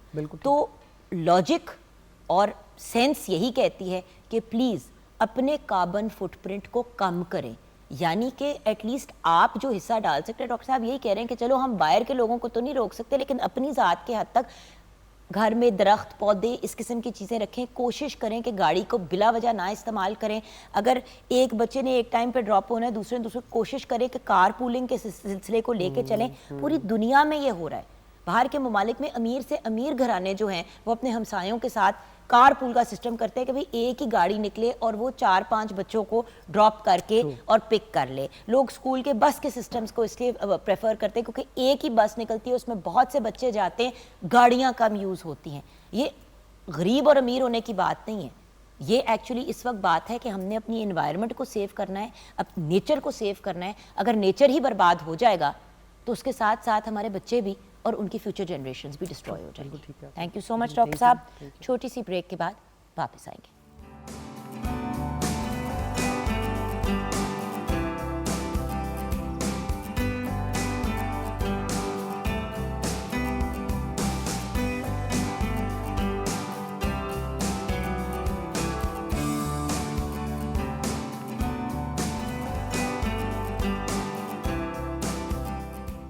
Welcome back from the break viewers. जैसे कि शो की शुरुआत में आपसे वादा किया था, एक तो हमने बात करनी थी वर्ल्ड एस्थमा डे की, वो हमने की। अब हम बढ़ते हैं अपने शो के दूसरे मरले की तरफ, जो है अर्ली ईयर्स की एजुकेशन। अब matric, O levels, IB system, इन सारे सिस्टम्स पे, एंड देन हाई स्कूल का सिस्टम भी होता है, अमेरिकन हाई स्कूल सिस्टम। अब ये सारे सिस्टम्स तो एग्जिस्ट करते हैं, और इन पे जब हम बात करते हैं तो वो आगे की बात होती है कि बच्चे मतलब 7वीं 8वीं जमात के बाद हमने इनको किस तरफ लेके जाना है एंड ऑल ऑफ दैट। लेकिन शुरू में जब बच्चे को हमने फॉर एग्जांपल प्ले ग्रुप में डालना होता है, या नर्सरी में या प्रेप में, मतलब डिफरेंट पेरेंट्स का डिफरेंट पॉइंट ऑफ व्यू होता है। कुछ 2.5-3 साल की उम्र पे बच्चों को स्कूल में डाल देते हैं, कोई 5 साल की उम्र तक वेट करते हैं, कोई 7 साल भी वेट करते हैं। हर बंदे का अपना एक सिलसिला होता है, अपनी एक सोच होती है। लेकिन एजुकेशनिस्ट क्या कहते हैं, ये सही तरीका क्या है और हमें क्या करना चाहिए एज पेरेंट्स, एंड इस चीज़ को मद्देनज़र रखते हुए कि हम पाकिस्तान में रहते हैं और पाकिस्तान में जो एजुकेशन सिस्टम्स एग्जिस्ट करते हैं हम उनमें क्या करें। क्योंकि देखें, हम स्वीडन की अगर बात करेंगे तो बहुत ही अमेजिंग है, लेकिन वहाँ के सिलसिले यहाँ पे नहीं चल रहे ना। सो पाकिस्तान के पॉइंट ऑफ व्यू से, बीइंग पाकिस्तानी पेरेंट्स, हमारे लाइफस्टाइल्स और उस पॉइंट ऑफ व्यू से हम आज गाइडेंस लेंगे। हमारे साथ गुल हसन है, आप एजुकेशनिस्ट हैं और मैनेजिंग डायरेक्टर हैं of a private learning centre. अस्सलाम वालेकुम। वालेकुम अस्सलाम, हाउ आर यू जोगन? I am good Gul. इनके साथ हमें ज्वाइन किया है साइमन नज़ीर ने। ये तो हमारी स्टैंडर्ड एक्सपर्ट है ना for everything, parenting coach, educationist and motivational speaker. अस्सलाम वालेकुम। कैसे हैं आप? अल्हम्दुलिल्लाह। And then we have with us Fargana Usman. अस्सलाम वालेकुम। सबसे पहले तो मुझे नाम का मतलब बताएं ना Fargana. Well, it's the name of a valley in Uzbekistan, अच्छा। एंड इट्स इसका लिटरल मीनिंग जो है वो म्यूजिकल टोन है। माशाल्लाह, okay. Thank I was you. Very curious, मैंने कहा ऑनर ही पूछूंगी। कुछ फरजाना सुना जी, है, जी। फरहाना सुना है, फरगाना पहली बिल्कुल, दफा बिल्कुल। पढ़ा। Different name. It's a different name. So आप भी एजुकेशनिस्ट हैं, पिछले मोर देन 15 इयर्स का आपका टीचिंग का भी एक्सपीरियंस है and headship experience in renowned private schools, और currently as a head mistress in a private school. अच्छा, सबसे पहले तो Gul, I am gonna start with you. Early years की एजुकेशन, अब मैं बात कर रही हूँ कि जब माँ बाप सोच रहे होते हैं कि बच्चों को किस स्कूल में डालें, कहाँ डालें, उसके बारे में आपकी राय क्या है? अभी 2 दिन पहले ही हमारी टीम में, बल्कि कल ही हम बात कर रहे थे ये कि किस एज पे बच्चे को स्कूल में डालना चाहिए। तो मैंने कहा मैं तो 2.5-3 साल की उम्र पे हमजा को डाल दिया था, हसन को भी डाल दिया था, लेकिन नूर को अब when she is going to be turning 3 मैंने तब डालना है, बिकॉज उसकी टेम्परामेंट मुझे ज़रा मुख्तलिफ लगी है बाकी दोनों से। लेकिन what is the right age? मैं बिल्कुल स्टार्ट ही इसी बात से करना चाह रही थी कि हर बच्चे का टेम्परामेंट और हर बच्चा डिफरेंट है। दूसरी चीज़ विच इज़ वेरी इंपॉर्टेंट कि आजकल सब माएँ जॉब कर रही हैं, लाइक 90% इन द केसेस माएँ काम कर रही हैं। सो बच्चों को अनसुपरवाइज छोड़ने पे और इस तरह के वो गैजेट्स के ऊपर छोड़ने से बेहतर है कि बच्चों को एक ऐसी एनवायरनमेंट दी जाए जहाँ बच्चे एक्सप्लोर कर सकें। बिकॉज आई थिंक एक 2.5 साल का बच्चा उस डेवलपमेंट फेज में पहुँच जाता है where he is curious to know, उसको है कि मैं एक्सप्लोर करूँ, मैं डिफरेंट चीज़ें देखूँ। मैंने इसीलिए अब याद है हमजा को जब मैंने स्कूल में, और बिल्कुल, यू वर हिज हाँ, टीचर yes, एक्चुअली, गुल वाज हमजाज टीचर माशाल्लाह से, first grade, Grade 1, yes, grade grade 1 1, की yes, टीचर थी। हाँ, एंड द पॉइंट इज, मुझसे जब लोग पूछते थे कि उसको अभी से तुमने स्कूल में डाल दिया। अच्छा, मैं भी 2 साल की थी, 2.5 साल की थी जब मामा ने स्कूल में डाला था। मेरी बहन 3 साल की थी जब आपा को डाला, मुझे 2-2.5 साल की उम्र पे इसलिए डाला क्योंकि मैं इतनी ओवर एक्टिव बच्ची थी, और आपा स्कूल जा रही थी तो मैं रोने पिटने डाल देती थी कि मैंने साथ जाना है, कि मैंने भी ऐसे ही, जाना है। हाँ, बिल्कुल ऐसे। सो मामा जस्ट फेल्ट कि भाई चलो ठीक है, बहन के साथ जाएगी, बहन के साथ आएगी, 2 साल का एज डिफरेंस है, साथ ही मतलब वो एक मामला हो जाएगा। बट मुझे बहुत ज़रूरत थी कि मुझे किसी तरह से मेंटली स्टिमुलेट। बच्चे आजकल बहुत हैंड्स ऑन है, मतलब उनको, और हर बच्चे को दे सो एक्टिव और उनको इतना एक्सपोजर मिल जाता है बहुत, और माँ बाप को बहुत एक्सपोजर है। सबसे बड़ी मेरा बात देखे ना, मॉर्निंग शो का टाइम 10 से 12 बजे का है। यहाँ से फ्री होके वापसी पे आप अपने बच्चे को पिक करो और जो घर जाओ। टाइम हाँ। उसने घर पे गुजारना है, बेहतर नहीं है कि वो मैं उसको एक ऐसी एनवायरनमेंट में छोड़ूं। मगर वही वाली बात है ना, उस एनवायरनमेंट को कैसे फैसला करो कि किधर भेजना है। उसके लिए वही बात है कि सबसे पहले आई थिंक डिस्टेंस कम से कम होना चाहिए बच्चों के लिए, बिकॉज कम्यूट जो है, अनलेस कि आपको कोई बहुत ऐसी ऑप्शन मिल रही है, जिस तरह there are a few schools in Lahore जो हम, जिनके लिए पेरेंट्स बहुत सेक्रीफाइस करते हैं, नाम नहीं मैं लूंगी किसी का, तुम्हारे सामने तो मैं बिल्कुल और नहीं लूंगी। आपको पता है कि क्योंकि मैं उन स्कूल्स के बारे में भी जिन पे बड़े जतन करके मैंने अपने नहीं, मैं वो बंदा हूँ जिसने वो जतन करके उसको वहां पहुंचाया था। और फिर जब इसको पता चला कि मैंने निकाल लिया बिकॉज वो मेरा मैंने बच्चा उसको फोन किया, मैंने कहा क्या किया तुमने, and he was like but ठीक है। अगेन वही बात है कि कुछ बच्चा पाल पोस के इस दुनिया में एक इंसान का बच्चा दुनिया में भेजना था, एक पागल और देखो, हमारा बच्चा फर्क है, अग्रेसिव बच्चा नहीं चाहिए था। देखिए ये भी बड़ी प्रॉब्लम है, हर बच्चा हर स्कूल में नहीं फिट होता। उसी के बेस्ट फ्रेंड्स है ना, दूसरा हमजा हमारा, वो वही है ना। अच्छा, हमारी इस पे लड़ाई चलती रहेगी। नहीं देखो वो वही है, बट देन अगेन टेम्परामेंट की बात आ टेम्परामेंट गई। की बात आ गई। उसका नहीं टेम्परामेंट मैच कर रहा था एक ऐसी जगह पे, लेकिन बहुत सारे लोग, वही मैं कह रही हूँ कि इतना फासला दूर है वो स्कूल, मैं नाम नहीं लेना चाहूंगी किसी, बहुत सारे इंस्टीट्यूट्स ऐसे हैं जो पेरेंट्स प्रेफर करते हैं कि हाँ जी हमने एक लेगेसी भी है, कुछ लोगों को है कि जी हमने XYZ स्कूल से पढ़ा था तो हमारे बच्चे भी, ये सारी चीजों में से मैं गुजर चुकी हूँ। हाँ। लेकिन अल्टीमेटली बात ये है कि अगर मेरे नाना किसी स्कूल में पढ़े हैं तो जरूरी नहीं है कि मेरा बेटा भी उस स्कूल में पढ़ेगा तो उसका स्टैंडर्ड वही है। वो माइंडसेट की भी बात है ना Mindset की जोगन। बात हाँ, है। वो कुछ लोगों के लिए वो लेगेसी बहुत इंपॉर्टेंट है, कुछ लोग अब उस चीज से मूव ऑन कर चुके हैं। बिल्कुल So बिल्कुल। for like in your case, you were like कि नहीं मेरे बच्चे की हेल्दी माइंडसेट और हेल्दी माइंडसेट है एग्जैक्टली वही वाली चीज है, ज्यादा इंपॉर्टेंट है बट तुम्हारे लिए। यही वाली चीज अब ये जो होती है ना कि भाई जैसे कि मैं फॉर एग्जांपल एक स्कूल की पढ़ी, तो जब अब नूर की बारी आई तो मुझे भी कहा गया कि उसको उसी स्कूल में डालें। अब वो स्कूल बहुत अच्छा है लेकिन वो ऑल गर्ल्स स्कूल है, एंड आई डोंट बिलीव कि आजकल की, ये मेरी सोच है बाय द वे व्यूअर्स, ये सब हम चारों का अपना अपना ओपिनियन है, आप अपनी राय अपने। मुझे नहीं महसूस होता कि आजकल के ज़माने में लड़के और लड़कियों को सेपरेट स्कूल्स में होना चाहिए, क्योंकि आगे जाके नौकरियां भी इन्होंने साथ करनी है, आगे जाके यूनिवर्सिटी कॉलेजेस में भी एक साथ इंटरेक्ट करना है। मैं ऑल गर्ल्स स्कूल में पढ़ी थी, मुझे याद है जब मैं कनाडा यूनिवर्सिटी पे, क्योंकि मैं पहले एक स्कूल गई फिर मैं कनेडा गई, उसके बाद मैं जब कनाडा गई तो मुझे समझ ही नहीं आई कि मैं क्या करूँ। तो बंदों के साथ, लड़कों के साथ बैठ के पढ़ना, इंटरेक्ट करना, स्टडी ग्रुप्स, मुझे आई हैड नो आइडिया। वो लड़के आपके लिए एक अनहोनी चीज बन जाते हैं ना फिर। Exactly, and the point is इतनी भी जेंडर डिस्पैरिटी नहीं होनी चाहिए कि वो साथ में बच्चे बैठ भी ना सकें। एंड ये मेरी एक सोच है, again I could be completely wrong, but एक मेरी सोच है कि आजकल के ज़माने में स्पेशली सिंस मैंने इनको बाहर भेजना है, इंशाल्लाह दाखिले हो गए व्हाटएवर, तो ये सोच है। जी सर, आई थिंक मैं इससे एग्री करूँगी, जैसे आप दोनों ने कहा जुगन के बच्चे की अपनी रिक्वायरमेंट क्या है, उसका अपना एप्टीट्यूड क्या है, उसका अपना टेम्परामेंट क्या है, देन अगेन फैमिली डायनामिक्स क्या हैं। मतलब आपने ये देखना है कि आपके बच्चे को इस उम्र में, जैसे फर्स्ट 3 इयर्स बच्चे की ज़िंदगी में बहुत इंपॉर्टेंट होते हैं, उसमें वो अपने लैंग्वेज स्किल्स डेवलप कर रहा है उसमें। अच्छा, दूसरी बात ये कि हम बहुत फोकस कर रहे होते हैं कि बच्चा ABC सीख रहा है, बच्चा 1-2 कब सीखेगा, बच्चा अलिफ बे कब सीखेगा। इन चीज़ों को अगर हम साइड पे रखते हैं और सोचें कि हमने बच्चे के अंदर स्किल सेट कौन सा डेवलप करना है, बच्चा एम्पैथेटिक कितना है, बच्चे के अंदर लाइक 4 C's में यहाँ मेंशन करना चाहूँगी कि बच्चे के अंदर क्रिटिकल थिंकिंग डेवलप हो रही है, उसके अंदर क्रिएटिव थिंकिंग डेवलप हो रही है, कम्युनिकेशन एंड कोलैबोरेशन। जैसे आपने बात की है ना जुगन कि जब आप कनाडा गई और लोगों के साथ कोलैबोरेट करके काम करना, ये इट्स अ स्किल लाइक, और लैंग्वेज डेवलप नहीं होगी तो कम्युनिकेशन स्टैंड्स नोवेयर। तो मदर्स को तो बेहतरीन दर्स का, because I am a home schooling mom as well, तो मैं बहुत ज़्यादा इसको एडवोकेट करती हूँ इन द सेंस कि मुझे लगता है कि if you have that knowledge and expertise तो माँ से बेहतर दर्स का बच्चे के लिए कोई नहीं हो सकती, राइट? मगर अगर वो नहीं है, you know that I disagree with you on one thing home schooling के पॉइंट ऑफ व्यू से कि बच्चे के सोशलाइजेशन का क्या होगा।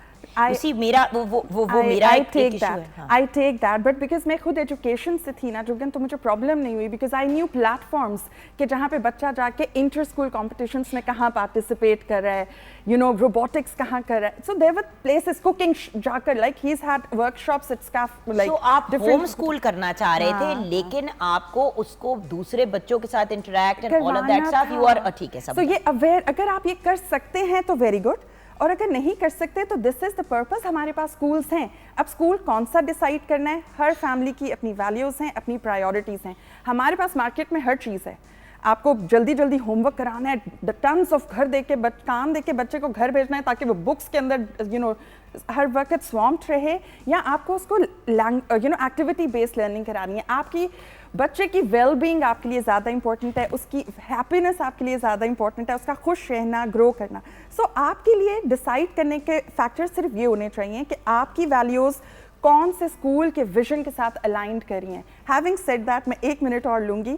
मैं चूँकि एक बहुत अच्छे स्कूल में खुद जॉब करी थी और मेरे पास अपॉर्चुनिटी थी, हमसा तो फ्री में पढ़ सकता था, but still the first person जिससे हमजा ने इंटरेक्ट करना था मेरे से निकल कर, I wanted to meet that person.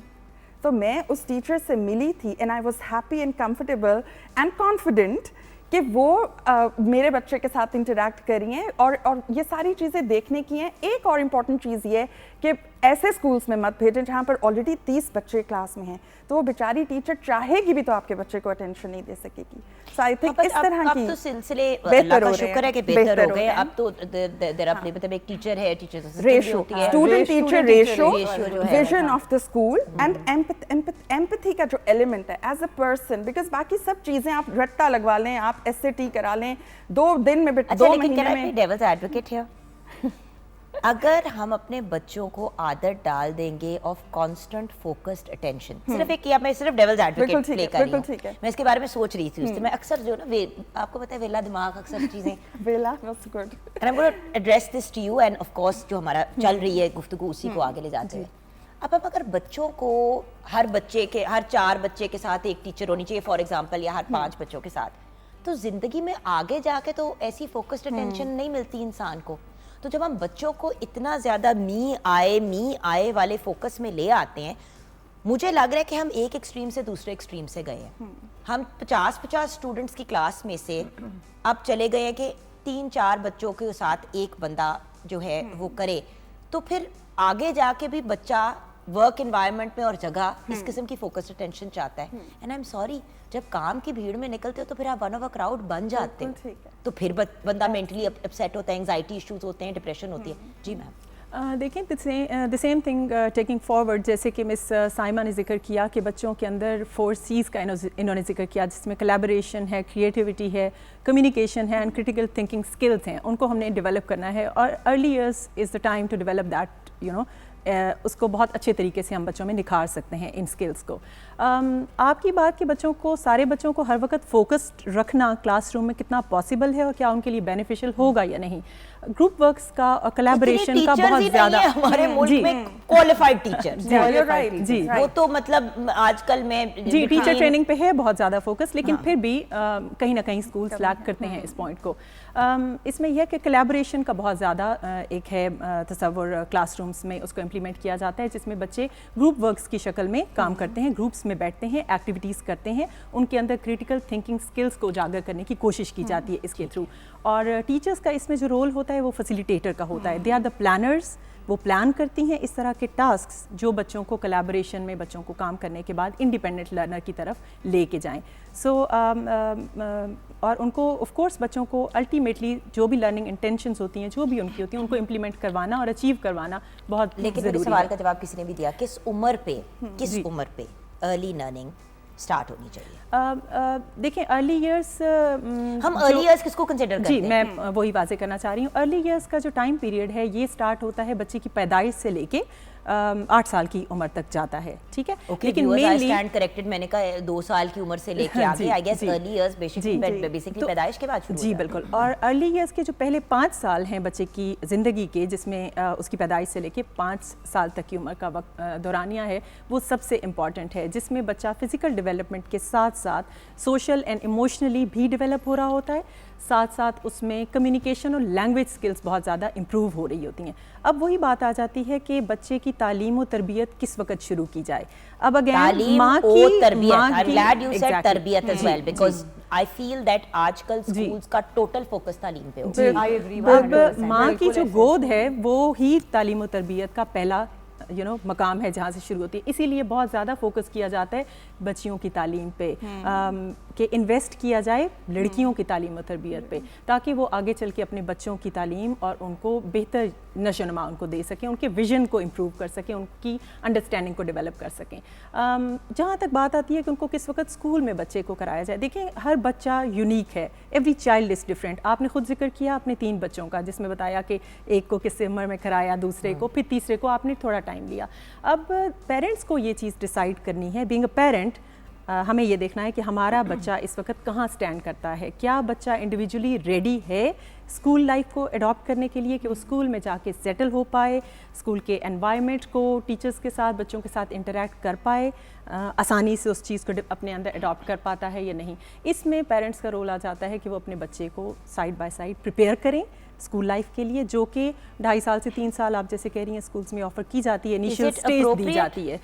देखिए हमें मुझ पे बच्चों ना को अक्सर मेरे फैमिली के लोग बोलते हैं, मैं ये कहती हूँ कि देखिए जो जब मैंने फैसल ने भी नहीं होना, मैंने भी घर पे नहीं होना, जब बेबी बच्चे छोटे होते हैं तो यू नो मतलब नानी कितना कौन को एंगेज जी रखे। जी जी again You know, like how busy I can they agree. keep them? And the point is, it's also unfair. Yes. कि एक certain age के बाद मैं expect करूं कि मेरे सारे घर वाले मेरे करियर को cater करने के लिए वहाँ पे बैठे। हाँ, मैं अपने करियर को भी आसानी देने के लिए मैं मान रही हूँ। जी। और मैंने हमेशा से एक बात की है कि मैं काम सिर्फ ज़रूरत के तहत नहीं करती, मैं अपने शौक और अपने पैशन के लिए काम करती हूँ। I am a career oriented woman and I will continue to keep working. जी प्रॉबली मेरी तो ये दुआ है कि अल्लाह मियाँ काम करते करते काम से ही मुझे उठा लीजिएगा, because the fact is some people are like that. बिल्कुल। यू मदरिंग के ऊपर जो है वो सवाल उठ जाता है, आपकी ममता के ऊपर सवाल उठ जाता है। अब मुझे किसी ने पिछले दिनों कहा अब तुम्हें काम करने की क्या जरूरत है, तुम घर पे रहो बच्चों के साथ। आई एम लाइक क्यों? जरूरत की तो बात नहीं। नहीं, मैं क्यों घर पे रहूं बच्चों के साथ? मेरी दोस्तें हैं जो होम मेकर्स हैं और मैं उनकी इतनी इज्जत करती हूँ, इतनी इज्जत करती हूँ, क्योंकि उनका काम मेरे काम से मुश्किल है। बिल्कुल। और हाँ, मैं अपने लिए थोड़ी आसानी पैदा कर रही हूँ। मैं एक इंसान हूँ, मुझे भी हक है कि मैं एक भरपूर जिंदगी गुजारूं। बट फिर जब आपको गिल्ट किया जाता है, हाय अल्लाह 2.5 साल के बच्चे को स्कूल में डाल दिया, देखिए जुगन, तो मैं जवान करके डालूं, मैं क्या करूं? मैं ये कहने लगी थी कि अगर देर से डालोगी तो भी क्वेश्चंस आएंगे कि स्कूल क्यों नहीं कि भेज बहुत ज्यादा रही लेट हो, क्या कर मसला है, दिया। भेजो इसको।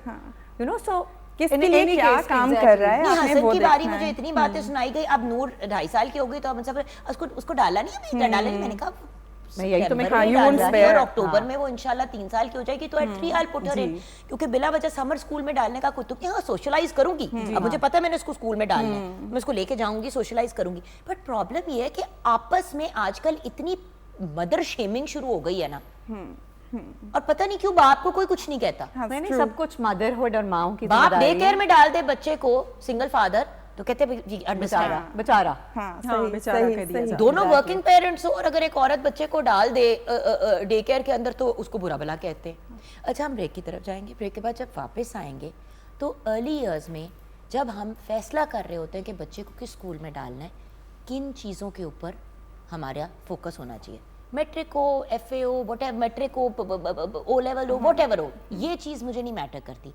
हमें किसी भी स्कूल सिस्टम में डालते हुए किन चीज़ों को मद्देनजर रखना चाहिए बच्चे के पॉइंट ऑफ व्यू से। माँ बाप की जो भी प्रायोरिटीज़ है, बच्चे के लिए सबसे इंपॉर्टेंट क्या है, ये आपने हमें गाइड करना है ब्रेक के बाद।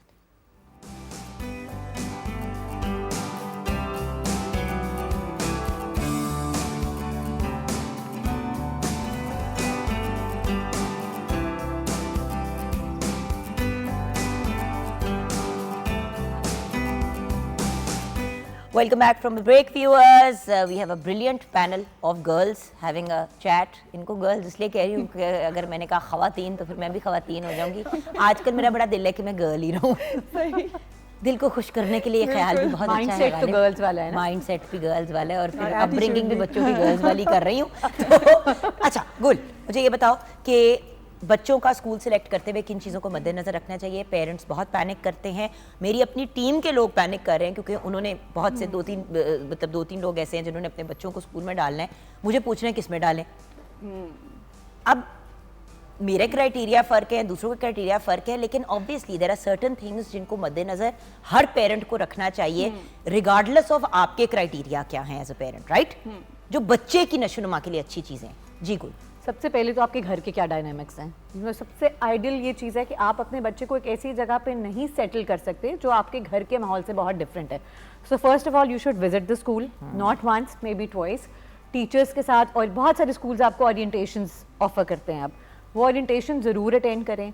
सी कि उनका स्कूल ऑफ थॉट, उस स्कूल का लाइक यू सेड विजन क्या है, सबसे important, and then make your decisions based on that. बहुत सारे लोगों का शौक होगा कि किसी एक स्टेटस सिंबल भी एक हमारे अनफॉर्चुनेटली सोसाइटी में बहुत बन गया है कि जी वो XYZ स्कूल है तो मैंने अपने बच्चे को वहाँ डालना है।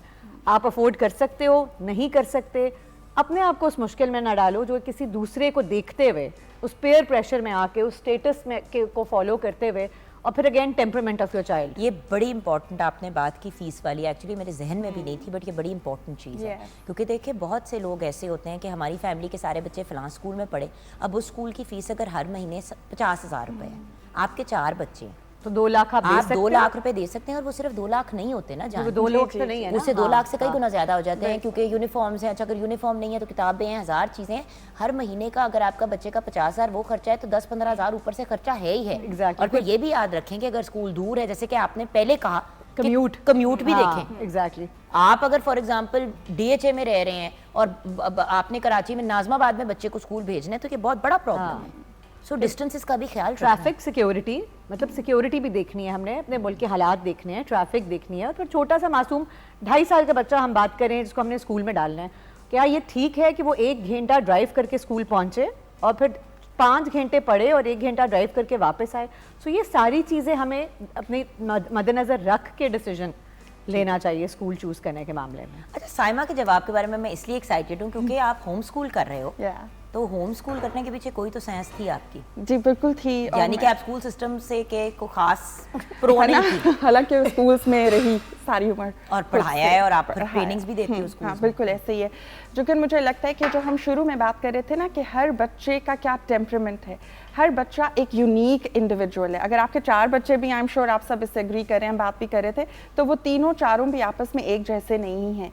और मेरी चूंकि एक्सपर्टीज़ भी यही थी, और आप हर स्कूल से जाकर उनकी पॉलिसी पर आर्ग्यूमेंट नहीं कर सकते, तो आप देख लेते हो कि आपके बच्चे को क्या चाहिए, स्कूल क्या प्रोवाइड कर सकता है और क्या मिसिंग है, वो चीज़ें मुझे खुद प्रोवाइड करनी है। देखिए स्कूल सिस्टम, इतना बड़ा स्कूल सिस्टम, ज्यादातर अब स्कूल सिस्टम ही सर्वाइव कर रहे हैं। आपको पता है बहुत से जो इंडिविजुअल स्कूल से वो बेचारे बंद हो गए कोविड की वजह से और दूसरी चीजों के।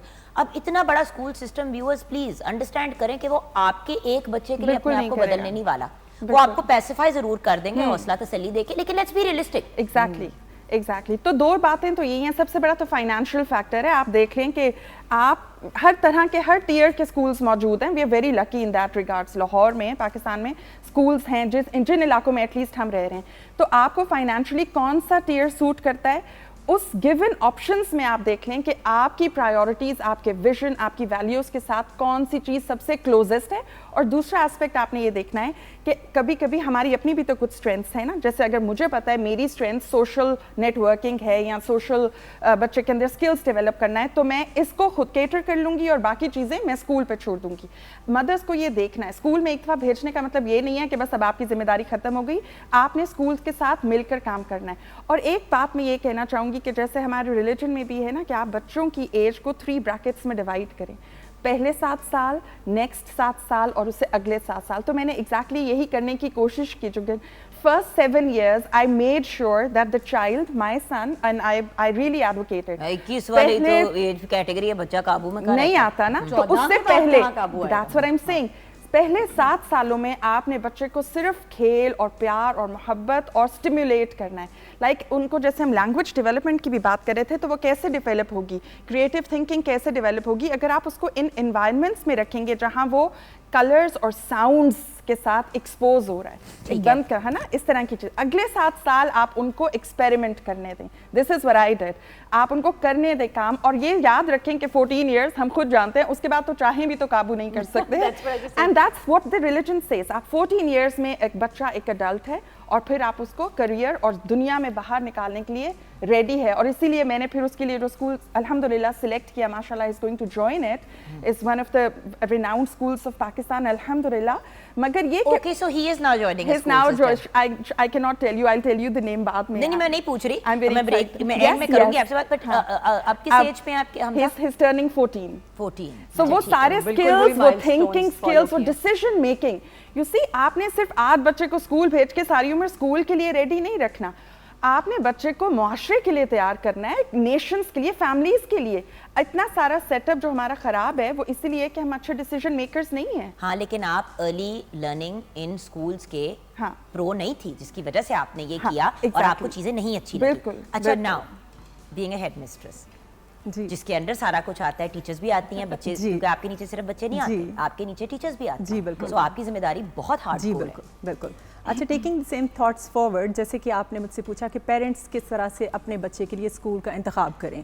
सबसे पहले तो पेरेंट्स को थोड़ा सा रिसर्च करनी चाहिए कि वो किस तरह का स्कूल अपने बच्चे के लिए सिलेक्ट पसंद करना करते चाह रहे हैं, उनकी पसंद क्या है, वो किस तरह का विजन रखते हैं, उनकी क्या वैल्यूज़ हैं, किस तरह की एजुकेशन वो अपने बच्चे को दिलवाना चाहते हैं। आजकल बहुत सारे अगेन स्कूल्स अवेलेबल हैं जो कि एक्टिविटी बेस्ड लर्निंग करवाते हैं। अगेन बहुत सारे एजुकेशनल सिस्टम्स आ चुके हैं जो कि प्रोवाइड कर रहे हैं बच्चों को एजुकेशन। दैट इज आपकी फिलॉसफी क्या है एज ए हेड मिस्ट्रेस? मैं आपकी फिलॉसफी जानना चाहती देखिए हूँ। मेरी जो छोटे बच्चे हैं उनके लिए। मेरी फिलॉसफी यंगर किड्स के लिए यही है कि उनको ऐसा एनवायरनमेंट क्योंकि देखिए प्रोवाइड हेड किया मिस्ट्रेस जाए की विजन होती है जो आगे चलती है। जी, कि बच्चों को ऐसा कंड्यूसिव लर्निंग एनवायरनमेंट प्रोवाइड किया जाना चाहिए जिसमें teacher and the whole environment, the parents and the whole faculty and जितने सारे बच्चे हैं वो सब उसमें इन्वॉल्व हैं और वो उस बच्चे की तरबियत करने में और उसको सारा इल्म प्रोवाइड करने में सपोर्ट करें।